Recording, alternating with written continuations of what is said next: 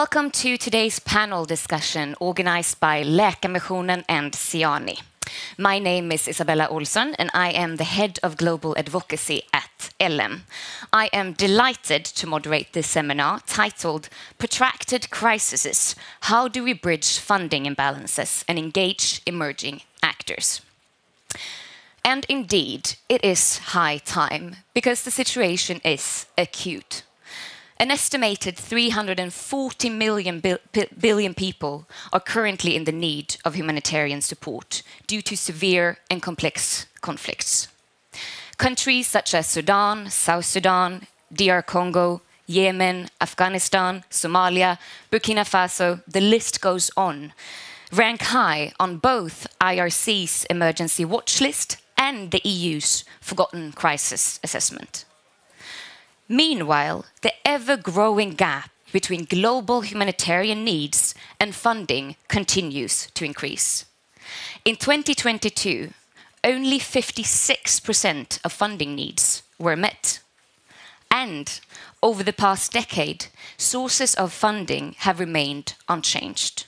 In fact, global humanitarian funding continues to rely heavily on a very limited numbers of donors, where the 10 largest humanitarian donors provide more than 80% of all funding. So in the upcoming 45 minutes, we will discuss how we can bridge this dramatic funding gap to better support those in severe need, while simultaneously ensuring adherence to the core humanitarian principles and working to strengthen self-sufficiency and community resilience. And with us today, as you can see, we have a very distinguished panel representing, in fact, all sectors. We have public, private, civil society, and academia, as well as the multilateral system. So introduced in the order by the letter of their first name, I give to you Johan Forssell, Minister for International Development Cooperation and Foreign Trade at the Swedish Ministry for Foreign Affairs, Josefin Sundqvist, Secretary General at Läkarmissionen, Linus Dagerskog, Research Fellow at Stockholm Environment Institute. With us online, we have Mårten Björk, founder at EcoBarch Sweden AB. And last, but absolutely not least, Thomas Davin, Director at UNICEF Office of Global Innovation. Welcome and a warm applause for the panel.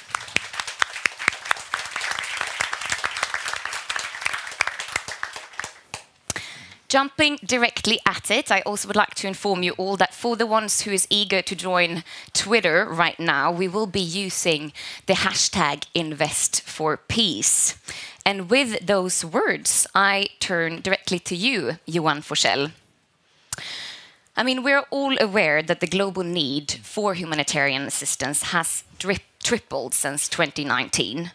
Yet, at the same time, funding from donors have not increased at nearly the same place or in the same pace. Neither have other local and private capital fundings. So how would you say that, or how does Sweden, in fact, work to bridge these funding imbalances to better support those in severe need in many of the world's protracted crises? And, stay with me, and in line with the current reform of Swedish development cooperation and humanitarian aid, what are Sweden's priorities moving forward to reduce the gap? Thank you for that very easy question. And thank you also for the invitation coming here today. Humanitarian assistance is a key priority for the Swedish government that is also shown in this year's budget. It has also been a priority, I would say, for quite a few years. And you're completely right about the fact that the needs are enormous and the funding gap also keeps increasing. There is a problem here, not only the growing number of people that are in need of humanitarian assistance, but also the funding gap. And we have tried to address this from many perspectives, one can say. Only a few months ago, we shared this humanitarian forum in Brussels that was a success, really trying to make a difference, trying to convince more of our European neighbors also to provide the assistance necessary. It was a success, but it was not enough. I'm completely aware of that. We also believe that there is a large potential here, especially regarding the civil society organizations. We believe that most Swedes are, I mean, we are very, very generous people in that way. I think that has also been shown, for example, in the support to Ukraine, but also to Syria and Turkey. I mean, most people care. At the same time, we also must make sure that people really feel that the money that they give to foreign aid, for example, or to a development cooperation, is also spent wisely. And I believe if we can make sure that, then there is potential for much more. We have also said that we believe that there are synergies to be drawn, perhaps not on the humanitarian side, perhaps there could be, but in the development cooperation as a whole, together with the private companies and private investors. And that is, it is completely necessary, because there is no way at all, frankly speaking, I think we should be very frank and open here, there is no way at all that we can really close this funding gap, development cooperation, what we can do from the state sides with only state money. Yeah. I mean, that is impossible. And then we can argue whether we should spend like 1% of GNI or 1.5 or whatever. The truth is, it will not be enough. So we are still in the, I shouldn't say that we're in the beginning, but we are in the middle, one can say, of this reform, trying to see if we can create more synergies. And it's not only about the development cooperation as a whole. I mean, this was the overall theme, I would say, from COP28, for example, regarding the green transition. And we know that there is a great interest among many companies. Just look at what's happening in Ukraine. I'm meeting with private companies almost every week now, and they're asking me all these questions. How can we help? So there is, but it's not easy, absolutely not easy. But there is potential, we believe, for hopefully closing this gap or making it smaller. Thank you. So follow-up question on that. You said it very well.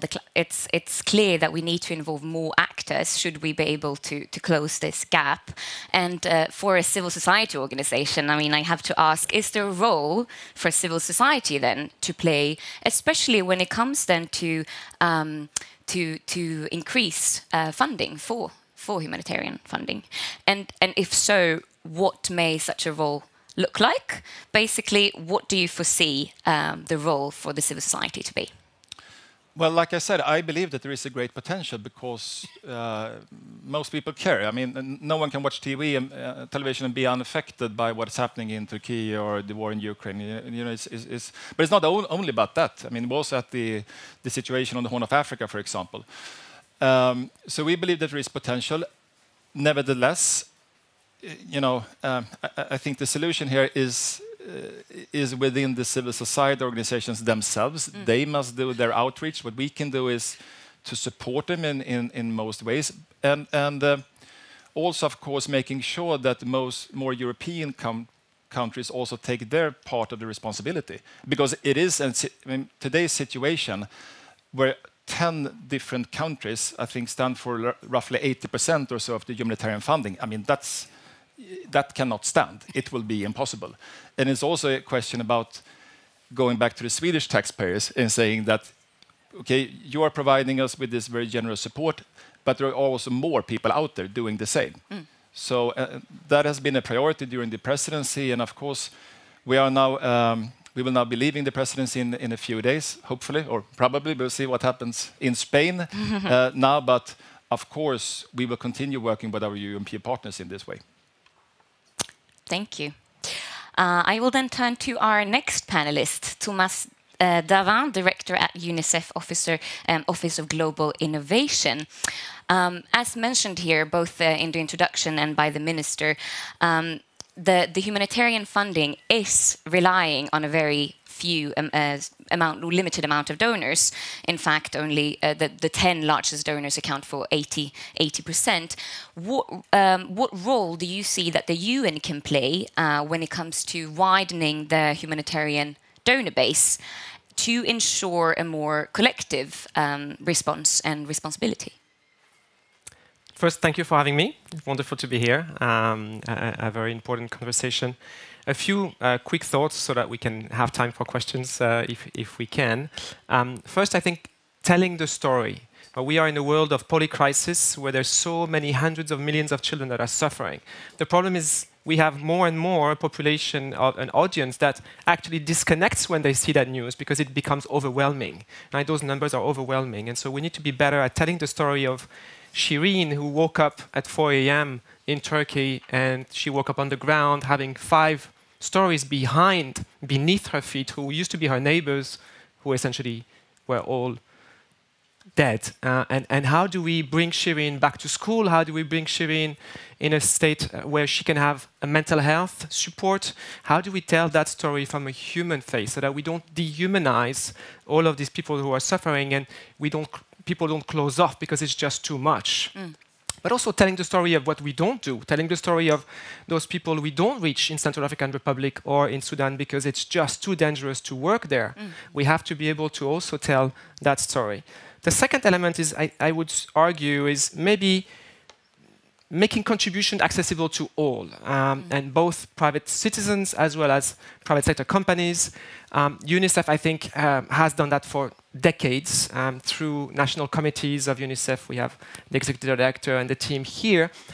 It is about connecting to private citizens, trying to let them understand how they can help in a very simple way. We have done that very effectively in the 34 countries where we have those teams on the ground because they understand what their population are going through, what their economics struggles are for their citizens as well, and ways that they can ask for help. That works for private citizens. It works for companies. We have partnerships with Ericsson, with Achilles, with Spotify, with Lixil.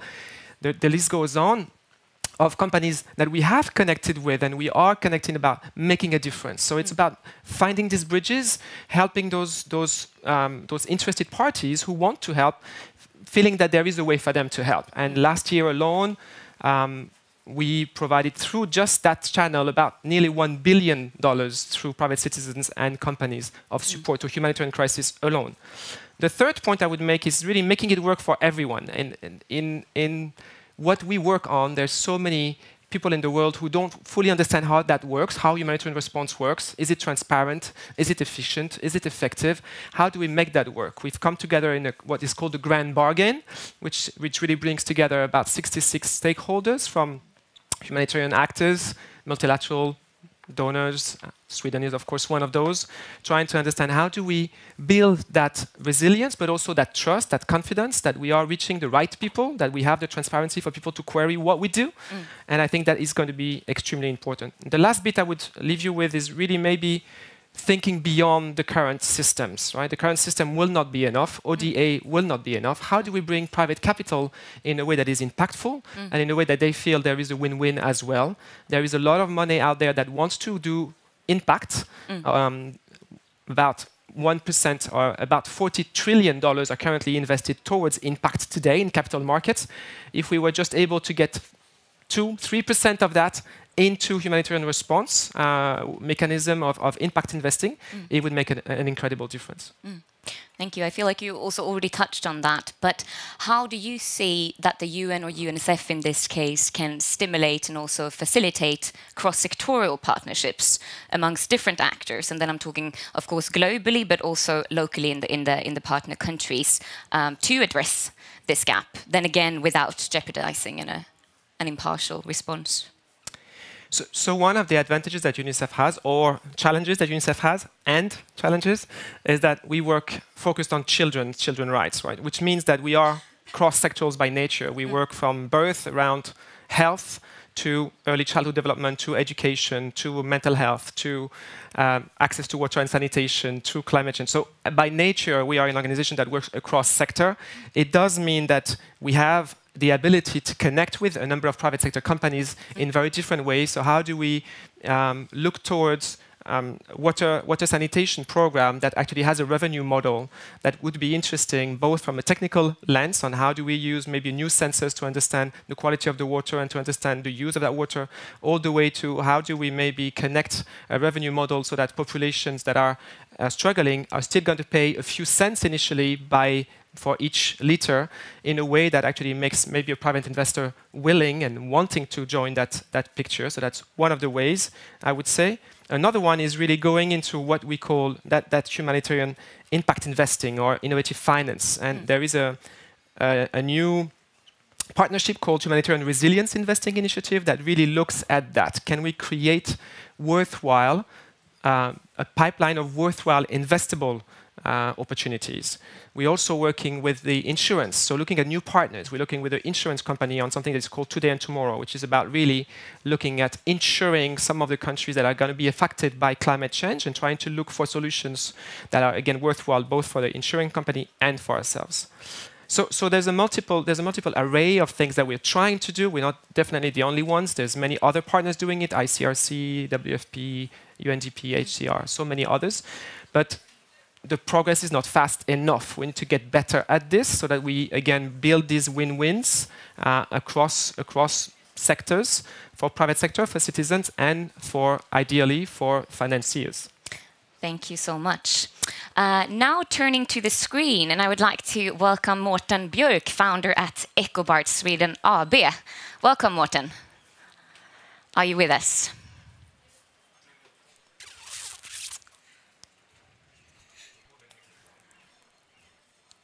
We'll give Mårten a couple of seconds to join us. Let's see. Okay, there we go. Do you hear me? Hi, welcome. Thank you. Sorry for not being able to participate in person as I normally do in Almedalen. So my name is Mårten Björk. I'm a serial entrepreneur. I'm involved in companies in Sweden, Turkey, Poland, China, and also presently I'm investing and also participating in Ukraine, where we collaborate with United Nations and Chile's government within providing electricity where it's been taken away and also potable water. So happy to be here. Thank you, Mårten. We're glad to have you online. I'll jump right into the first question. From your perspective, then, how can we unlock more private capital in emerging markets that are fragile? And what kind of challenges do you see within humanitarian aid in doing so?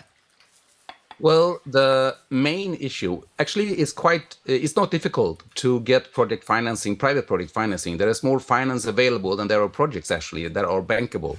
The key is to finance pre-feasibility studies, proving the business case and focusing on the local communities. Wherever you go in the world, locals are the experts in their own need. Doesn't matter you're in Gotland or somewhere in Africa. So the key is to provide the finance to do the pre-feasibility studies, proving the business case so that the investors can see that they have a return on investment and that end users become bankable, because then cooperate with the export credit. And we had successful cases with Smart City Sweden to provide such pre-feasibility studies, and we actually provide better return on investment on this type of projects than in many others. It's sometimes 6 months return on investment, 25 years operational time. So that, I think, is the key must, because investors... Mårten, we're hearing you a little bit badly, so I'll ask you to try again. Okay, so the key for us is to finance... Okay, the key for us is to finance pre-feasibility studies proving the business cases for the investors, because investors want finished business cases presented to them where they can see that there is a return on investment and that the end users are bankable. So that is the key, and work closely with the locals. Wherever you go in the world, locals are the experts in their own needs. And this way we can also scale Swedish innovations and foreign innovations and providing a positive cash flow and organic growth, scaling several innovations in the same projects. Thank you so much, Mårten. A follow-up question on that. What would you say is needed from both the Swedish government but also from civil society actors to enable and support the private sector becoming more engaged? Well, I mean, I provided a slide for today. Is it possible to show it? Because in this slide, I can explain how we are working. The team behind Ecobart, we have done more than 1,000 projects on 5 continents, from nuclear, marine, and offshore. And we use mobile plants as to secure the investors, where we can move the plants to where the need is.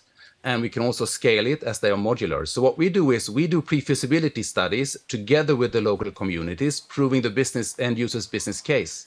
Then we start project companies where the investors invest, and whether local community can be employed and also in the end become the owners of the means of production. And this way we can also scale innovations, many innovations, into the same project. So I would say the key is to provide the pre-feasibility money, which is maybe only 1% of the projects, to prove the business case to the investors. And this way you can also have the same aid money used many, many times, thereby increasing cost efficiency. Thank you so much, Morten. We will get back to you soon again, so please stay put. But for now, I'm turning to our own Secretary General, Josefin Sundqvist. I think we all know that you are a very strong advocate when it comes for cross-sectorial partnerships as a solution. And bringing in more actors is, as we have discussed, clearly needed based on the growing global needs. But for an organization with a humanitarian mandate as well as a development one, how do we simultaneously ensure a collective humanitarian assistance and response that is impartial, accountable, and effective? The key is really here today to start talking about how we can do this and what we're going to do.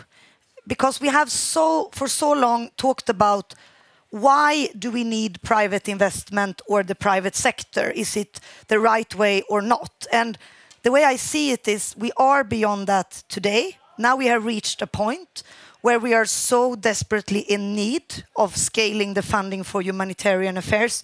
So we must start moving into how and what we're going to do.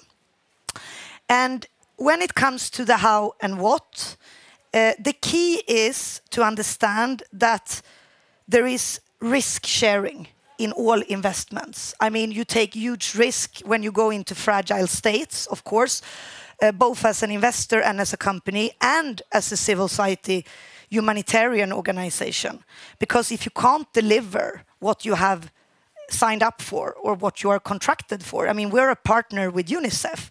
If we cannot deliver wash services, we are also held accountable. So it's a risk for everyone who goes into these countries. And then we must start talking about risk sharing. If donor agencies, OECD DAC, the European Union's humanitarian aid and the multilateral system can take more risks, then more actors can come in with capital. So we need more joint collective risk sharing. But in that, we also have to understand that all humanitarian settings are not the same. Some are more of nexus contexts. And just to exemplify with geography, we are currently very much engaged in the Sudan crisis and all the Sudanese that are fleeing into Chad and South Sudan. And there it's a disaster. It's extremely challenging to do anything. To get spare parts, to move containers, to just get the cash in, to pay salaries. But if we turn to some other humanitarian context in neighboring countries, like South Sudanese refugees in northern Uganda or Congolese refugees in western Tanzania, these are still humanitarian contexts with refugee camps, but they are more settled. They are more of nexus environments. And there it's more conducive and easy for private investors and companies to come in, to work with job creation, to work with green transformation and innovation in humanitarian aid. So we really have to secure that the humanitarian funds we have from donor agencies are provided for those most in need. And this is a more harmonized approach to forgotten crisis. And in the nexus context, we can start with donor money to facilitate for private capital to come in. This is to understand the complexity of ecosystems that we operate in. And I have seen with my own eyes, moving around in these countries, I mean, South Sudanese refugees have been for such a long time in northern Uganda.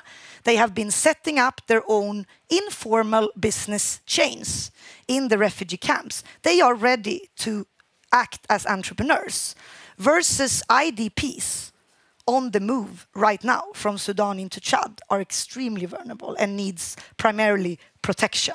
So I think by moving into the how and what, we don't have to have this generalized, is this right or wrong? We have to start more to move into contextual solutions for each humanitarian crisis. And there we have to admit that quadruple helix, using all the 4 sectors of academia, civil society, business sector and public sector and multilateral system, is the only way to solve the ongoing crisis.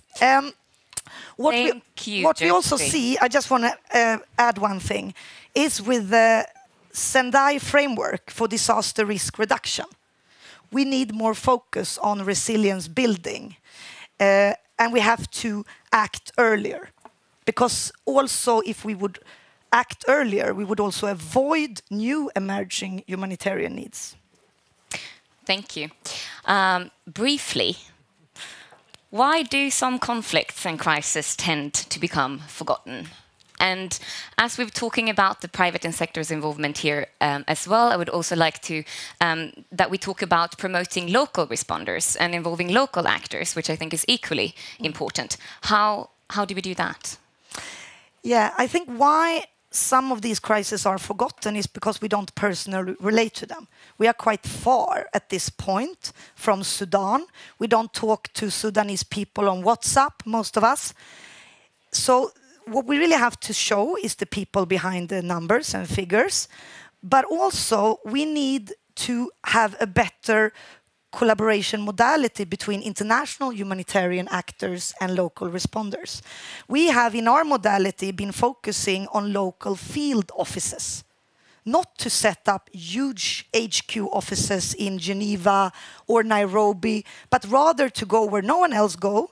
We set up a container and an operating office there. And there we can really talk to local responders, regardless from which sector, because we have a presence, we can understand what ecosystem they are in, what are the needs, what are the barriers, then we can start overcoming them. Thank you. I would now like to turn, or actually to go back to March, which the minister mentioned when Sweden co-organized the European Humanitarian Forum together with the European Commission. And one of the sort of solutions or tools that was underscored as very important to reduce humanitarian needs and promote peace is to take anticipatory action, meaning to invest more in development and climate assistance to build resilience and prevent shocks from developing into full-blown humanitarian emergencies. So therefore, it's now turn for Linus Dageskog. You are a research fellow at Stockholm Environment Institute, and you are also pursuing your PhD in natural resource management at Stockholm Resilience Center. And you work, Linus, with sustainable with the Sustainable Sanitation Initiative at the SEI, and you have also been involved in a green and reuse-oriented sanitation project in Burkina Faso.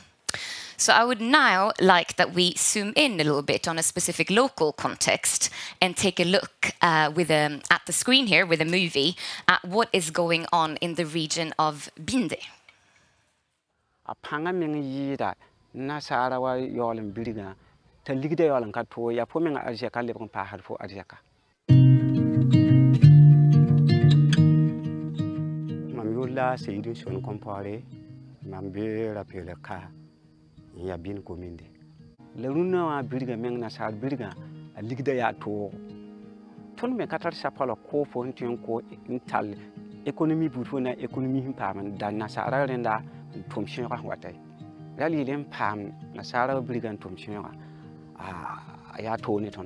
Cette initiative Village propre et productif, et derrière cela, d'abord, on va assainir notre cadre de vie. Et on va utiliser la latrine pour produire nos propres engrais. Ça va nous amener à réduire le coût de production au niveau paysan, parce que les engrais chimiques sont extrêmement chers. On a mis l'accent sur la sensibilisation. Ensuite, on est passé à la phase de formation, avant même la mise en place des essais. Et on a appliqué ensemble. Et on a fait cela ensemble. Et puis bon, voilà, ça a donné les résultats qu'on connaît. C'est extraordinaire. la resulta. Ya no ron kontondo. Fi shong ton to ton tam ka binu da ma. Ko be la le wuli ton ka binu wa. Reka ni himbe be han change ka man to tale ba shong ton ko ba wen. Dal ya nit kon shong fo. Te phodan pam la fi la le shong fo phodan pam ji ti shek.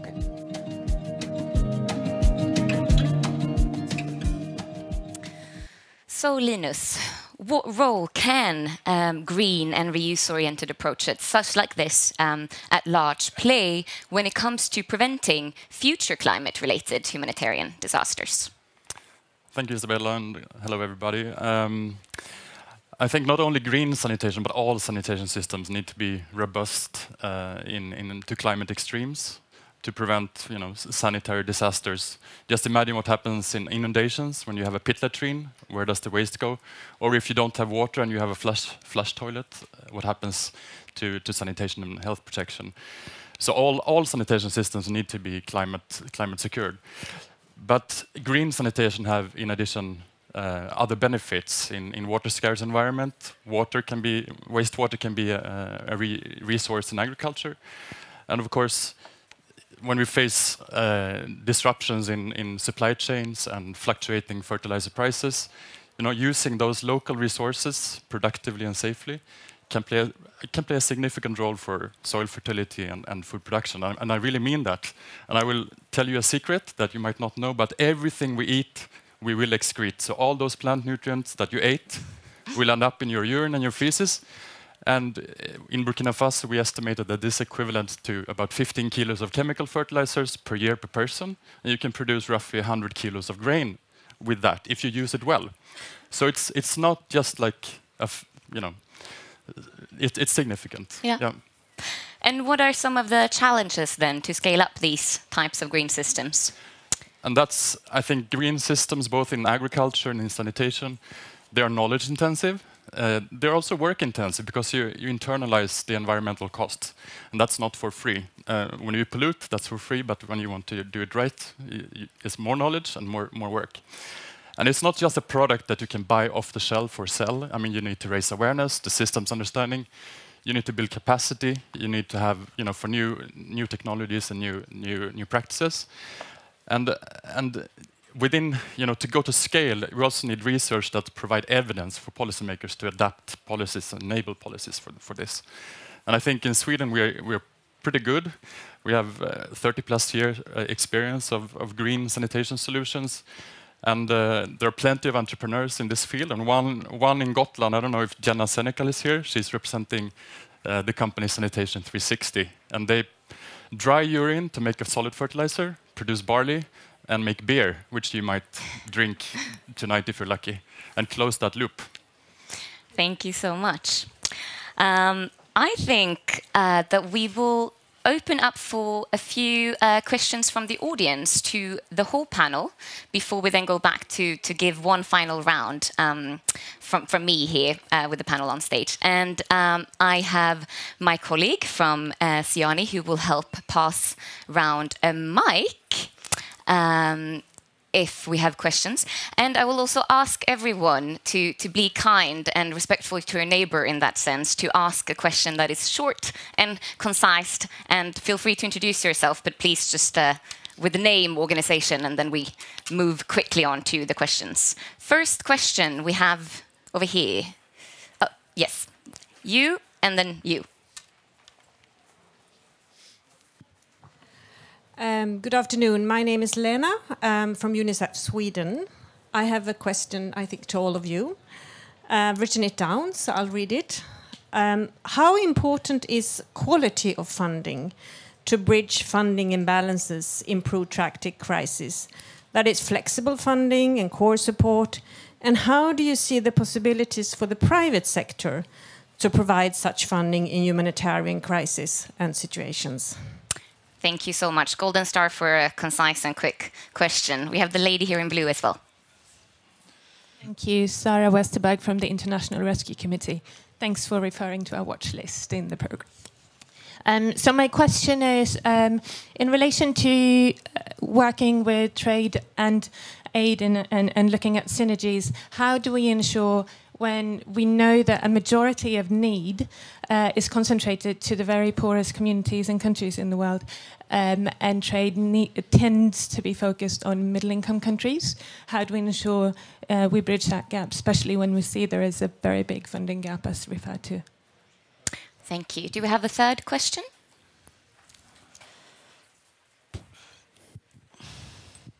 Thank you for this opportunity. Lisa Nordström, Rädda Barnen, Save the Children Sweden. I would like to pose a question to the Minister regarding the reform agenda, the development of the new reform agenda, which we're very much looking forward to taking part of when it comes. And it would be interesting to hear how you have gone about involving local actors. I'm referring back to the participant online, referring to the fact that local actors sit on most of the knowledge of what's needed. And I also have a second question, if I may. There's lots of interest in humanitarian development support, but the long-term development support is also something which will be very important in terms of sanitations, lots of other preparing and avoiding the humanitarian disasters that we're looking at. And we would like to hear some comments on how that played a part in addition to anticipatory action, the long-term development. Thank you. Do we have a quick last question? Let's stick with what we got. Excellent. If we're starting with the first question concerning quality funding and the private sector, is there anyone who wants to go ahead? Anyone on stage, or Morten? I can say something quick. No, but I think we have to see that we need complementary sources. I mean, in order to respond to local needs, we need flexible funding and core support to take higher risk, to involve stakeholders, not just to solve, task day by day and look for more funding, but to actually do long-term green investments in humanitarian context and to work with better predictability with funding. So I think it's not only getting the cash in, but it's quality funding where you can listen to those who are supposed to be part of the design of the humanitarian intervention. So that is needed. So I agree that both quality and more funding, I think realistically, we are looking more at blended funding and complementarity. So I think we have to get good at learning where do we put the flexible funding and the complementary funding, what could be funded. And more instrumental thing, to set up a lot of services for refugees can be more short-term than some other dimensions of a humanitarian response, which involves more of resilience and nexus. So if we can direct the funding to the right needs, we can have a good combination of more involvement in quality funding and also closing the gap. Any of our panelists who wants to answer the question concerning quality funding in private sector? Yes. If I may, to my mind, when we talk about quality funding, it's about the ability to use the funding where you need it, acknowledging that when we talk about the funding gap, there is a massive funding gap. There is also a massive inequity gap, right? There are a number of crises that are supported massively, which is amazing. There are other crises that are forgotten continuously. So having flexible funding means that organizations can then bring equilibrium, balance to that, because we have an imperative, a humanitarian imperative that demands that. So that's one. The second is really multi-year funding, right? When you talk about work at local community or indeed at any community, it is about being able to anticipate what happens next, because otherwise it is very hard to build resilience, to build governance, to build capacities if your only vision is 6 months down the line. So those are quite important. Thank you. I'll give the word to the Minister, quality funding in private sector. And if you want, you can also at the same time answer the question concerning local actors and the reform agenda. Thank you. Most organizations want flexible funding and long-term funding. And I should start by saying that Sweden will continue to be a generous donor also regarding the flexible funding. At the same time, I think and with that also goes, of course, a call for transparency and effectiveness. So it's really about, because taxpayers are paying all this money. So, and we must always make sure, if we want to continue having a strong public support for being a very generous donor, then this is basically two sides of the same coin, one can say. At the same time, I think it's also fair to say that I don't feel it's in a way strange for a nation having some priorities, having not everything being 100% flexible in that sense. I think that's very natural. I also believe that in a way that can also boost people's awareness and also the willingness really to have a generous donor policy. So it is a balance, I think one should say. Also regarding the question about trade and aid, and you are completely right about the fact that the needs are enormous in the most troublesome countries. I visited Liberia here only a few weeks ago, and the sad part of it is that Liberia, we've been there for many years. We are providing Liberia with almost 2 billion Swedish crowns over the coming years. At the same time, I mean, you have all these natural resources. At the same time, corruption. Corruption kills basically everything in there. So we need to be a long-term partner with all of these countries, and we must also create the possibilities for private companies to invest in these countries, even though it might be problematic. And we're talking about Africa now, but this is also true, for example, when it comes to Ukraine. There are no export credit guarantees for Ukraine today. That is obviously a problem if we want companies to invest there. So that is one of the things that we're looking at. So I think we can do more. And of course, it is more problematic for companies to invest in these companies. But one can also say that the potential is enormous there. I mean, there are no banking services and they lack most things. So if we can find the necessary framework here, we truly believe that we can create these kinds of synergies that we're looking for. Isabella, may I join the conversation? Yes, please do, Morten. Please do. Thank you. I think one key here is to understand that if you work entrepreneur to entrepreneur and with small projects, you reduce the risk of corruption. And even if you work in refugee camp, you can promote entrepreneurship by providing the means of production. So this, I think, is key, and that we then can cluster projects for investors, because it's when we go big projects, government to government, then time pass, complexity increase. If we can find models where we can do feasibility studies, proving the business cases, and investors can spread their risk in clusters of investment objects, it's easier to work entrepreneur to entrepreneur. This way we can make a difference much faster. Thank you, Morten. Minister, would you like to give a rapid response also to the local actors' involvement in the reform agenda? Absolutely. So we are working with the reform agenda. We will present. We have said already from the beginning that this year will be a year of really rethinking and redoing. We will present it in the future. I will not say exactly when, but we will during this year. We have been already from day one eager to be in contact with many civil society organizations. I hosted, the first meeting was in January. I've lost track among all the meetings that we've had. But we've also said from the beginning that, you know, I've been in politics for like 15 years in parliament and in the governmental offices. And having meetings, okay, we truly see the need for this, but we must also really do something.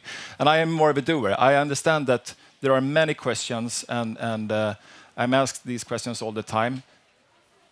And we will try to answer them. But we were elected with a political mandate, we believe, to really redo things. And we will present the reform agenda. And we are looking forward to cooperate. And we have had, during this time in office, we have received many, I think, very clever questions to us, and also things that we're looking into. So it's really not only one-way street here, it's also continuing this kind of dialogue. But to answer your question, the reform agenda will be presented this year. Thank you so much. One final word from each of the panelists. What will you bring back from today's discussion? And, you know, one key solution, one word, what is needed moving forward to bridge this funding gap? Linus. Okay, I'm not sure I'm the right person, but... We have 1 minute, so you better be quick. I'm not jealous of Johan, who has to make these difficult prioritizations. But he also knows that we need a sustainability and resilience transformation, and that is built on innovation and on knowledge. And that should not be forgotten. Josephine, one word. Yes, we need to think long term. These humanitarian contexts are extremely complex, and we can't just go in and out and have short solutions. We must be committed to see transformation. And in order to drive transformation, all actors must come in and complement each other, but all must respect humanitarian principles. Thank you. Tuma. We need to manage the global debt burden. We haven't talked about this, but if we want these countries to invest in their own population, in their own businesses, it starts there. Most of them are managing 20% of their budget year in, year out. They can't invest in anything. And second, I do think we need to look at building on the knowledge that we're creating around innovative financing and win-wins. Morten, one last word. Well, the key here is pre-feasibility money, and also that we can work smaller entrepreneurs and partner with smaller entrepreneurs locally, so we can provide chief engineers, education, operation and maintenance, so they are able to continue. Because for any aid to be sustainable, it also needs to be financially sustainable. Otherwise, you will not be able to remain. So I hereby challenge the minister, call for us SMEs for a meeting. We will be happy to show you business models that works. Excellent. And with that, do you want some final words on your end? Thank you. And I can assure you, we've already met with many small and medium-sized companies, not only in Sweden, but also many of the foreign countries that I visited. I can't give you a single word, but I think everyone realizes that what we are trying to do here is to find the synergies between development cooperation and the private sector. And that is crucial, because we truly believe that there is great potential there, and you can see in almost every sector, as I said, the green transition, all the development cooperation, and we must make this work, because otherwise we will be here next year and also discuss the funding gap and what to do about it. But in the private sector, that's where the money is, like it or not. Thank you so much. I'm honored to have led this conversation, this discussion. Thank you, panel. Thank you, audience, both online and here in the room. And my final words would basically be that to the best of our capability, through our different skills and experience, even if we may not always agree, I hope that we can all join forces and really focus on the issues at stake and how to solve it. And with that I say, let's all invest for peace. Thank you for so much. Thank you. Thank you. Tack så mycket.